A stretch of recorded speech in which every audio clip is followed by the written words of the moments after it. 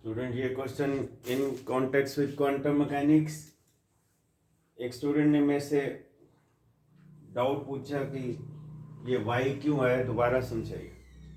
मैं फिर इस क्वेश्चन को पूरा ही दोबारा से समझा देता हूँ। पार्टिकल और मास एंड, ये नेट 2014 में क्वेश्चन आया था क्वांटम मैकेनिक्स के फील्ड से। अ पार्टिकल और mass M in potential is in an eigen state of energy 5a2 h bar omega corresponding unnormalized eigen function is. Okay, let me try my best to make you clear. कल भी यही बताया था कि first option correct है।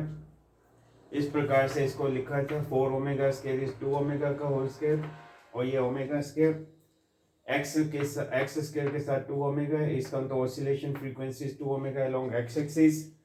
Y square के साथ omega square है, इसका वाई एक्सिस के along oscillation frequency या oscillating frequency is omega.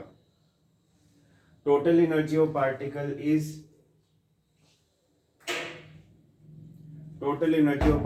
is E suffix nx n suffix y। आप जानते हैं हार्मोनिक ऑसिलेटर में, क्योंकि ये m ओमेगा के स्टिफनेस कांस्टेंट या स्प्रिंग फैक्टर जिसके यूनिट न्यूटन पर मीटर या डाइन पर सेंटीमीटर, और ये potential function harmonic oscillator 2 dimension में, इसलिए total energy of particle E suffix nx n suffix y is equal to n suffix x plus half into h bar into oscillation frequency along x axis plus n suffix y plus half into h bar साथ में oscillation frequency along y axis, क्योंकि n suffix y तो oscillation frequency along y axis, n suffix x तो oscillation frequency along x axis।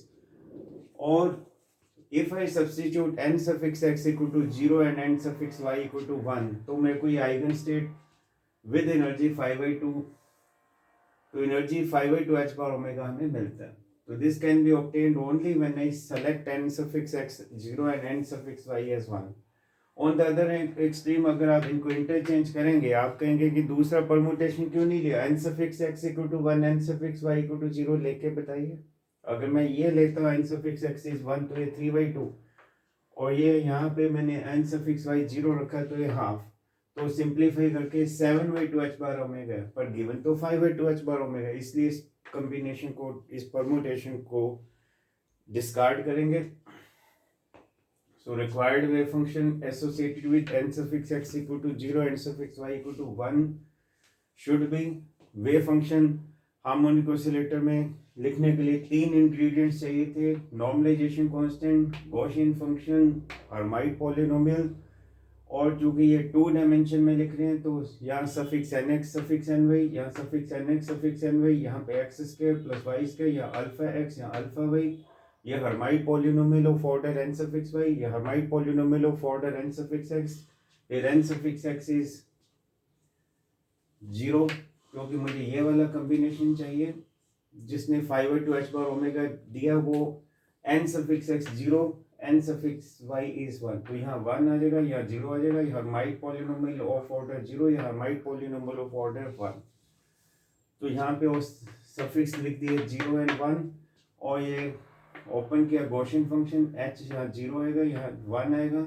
Alpha you know very well, root m omega by h bar, तो n suffix 0 1 ये normalisation constant e to power minus alpha square कितना आ जाएगा, m omega by h bar, तो alpha square के place पे m over h bar into वो omega जो x के साथ वाला है, यानी oscillation frequency along x axis कितना है 2 ओमेगा, तो इसलिए m इनटू वो ओसिलेशन फ्रीक्वेंसी जो x के अलोंग है उस वो डिवाइडेड बाई h bar, तो ये अल्फा आ जाएगा इस केस में, और ये स्केयर कर गया तो अंडर हट गया, ये एक्स स्केयर, ये 2 तो डाउनस्ट्रीम में है, फिर e टू पावर माइनस, फिर अल्फा स्केयर y के लॉन्ग ऑसिलेशन फ्रीक्वेंसी है ही ओमेगा और h बार, और ये 2 तो है ही है, और ये y स्केयर, और Hermite polynomial of order 0 is 1। Hermite polynomial of order आप जानते हैं 1 इज जो भी ब्रैकेट में होता है h1 of x is x, यानी h1 of alpha y is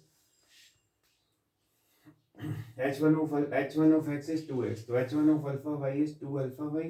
तो आप ये देखिए y ही यहाँ पे आया, x नहीं आया, तो इसलिए ये नॉर्मलाइजेशन कांस्टेंट तो मैंने लिखा नहीं यहाँ पे, तो अननॉर्मलाइज्ड वेव फंक्शन जो हो जाएगा वो क्या आ जाएगा, y, ये तो कांस्टेंट है, तो it is proportional to y e to power minus m omega और 2h बार, यहाँ पे भी यहाँ पे कॉमन लिया ब्रैकेट में 2x² प्लस y²। मुझे उम्मीद है कि I am able to make you understand in a clear cut way today. Thank you so much. और ये बहुत ही और मोस्ट इम्पॉर्टेंट क्वेश्चन जो है, it may be asked again. Thank you.